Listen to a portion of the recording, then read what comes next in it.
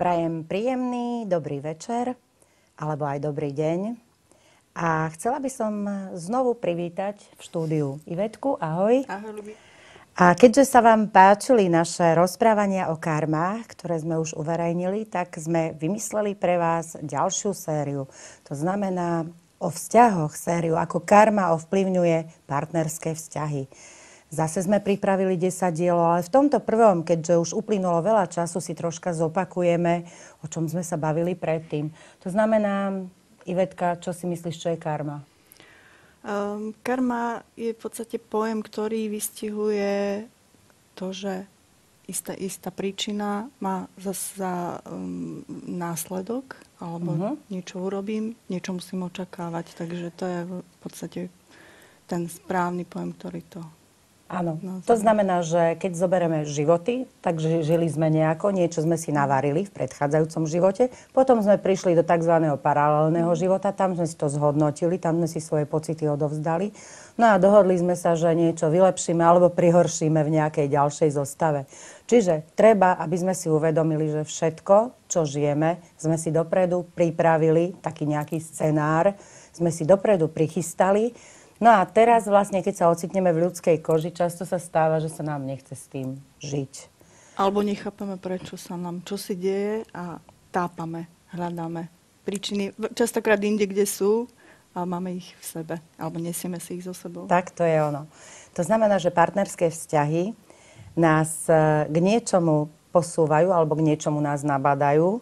A tým pádom vlastne sú zase nejakou karmou. Môžeme napríklad povedať, že sú aj určité riešenia, na ktoré nikdy neprídeme. Mala som napríklad takú tetu, keď som bola malá, jej manžel miloval všetky decká v škole, robil im program a všetci sme si mysleli, aká sú oni úžasná rodina, mali 3 deti a všetko im úžasne vychádzalo. A napriek tomu jedného dňa sa stalo, že táto teta zabila svojho manžela. Čiže namiesto, aby volila rozvod, teda riešenie tej karmy v tom, že keď nevieme spolu nájsť to východisko z toho, čo nás v minulom živote zaťažilo, tak vlastne by sme sa mali rozísť, ale nerozišli sa. Poznáš taký nejaký prípad aj ty? Povedala by som, že veľmi veľa prípadov, pretože ľudia si myslia, alebo partnerské vzťahy si myslia, že zdánlivo nesúvisia, alebo že sa stretli náhodne, ale ja hovorím, že každý v podstate si doniesol niečo a rieši tie vzťahy a tých prípadov je nespočet. To v podstate každý vzťah by sa dal povedať, že by sa dal uviesť ako príklad. Som rada, že si toto spomenula, pretože ľudia sa často pýtajú, keď prídu do poradne, sme karmickí alebo nie sme karmickí. Ono karmické je úplne všetko, pretože ak si zoberieme, že celý svet je jedna obrovská karma a je to vlastne jeden celok, ktorý keď veľkým treskom sa rozptýlil na malé častice, ale stále je to ten istý celok. To znamená, že môžeme hovoriť o životoch, ktoré sú karmicky veľmi, veľmi blízke alebo karmicky veľmi, veľmi vzdialené. A vrátim sa ešte k tej tete.